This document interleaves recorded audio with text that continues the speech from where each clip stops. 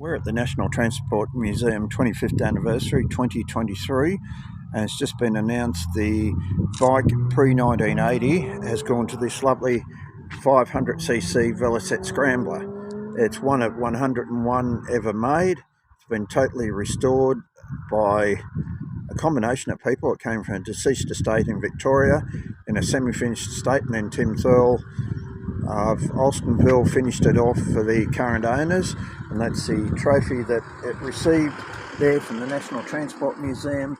Best motorcycle pre-1980.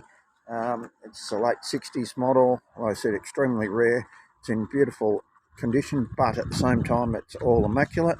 And the four bikes, including the red Velocette Racer here, the Scrambler that won the prize, the Valiant, which came from this area originally and is subject to a special clip, and the little Moriwaki Honda there, have received a prize for the longest distance travel in 2023 for the 25th anniversary of National Transport Museum.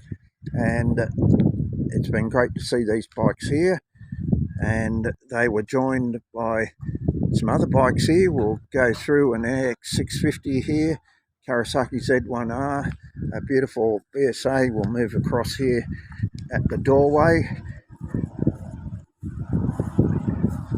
and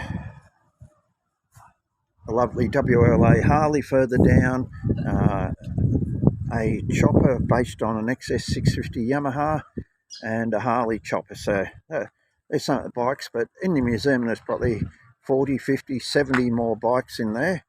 But congratulations to the owners at this lovely Velocette here, 500cc Scrambler.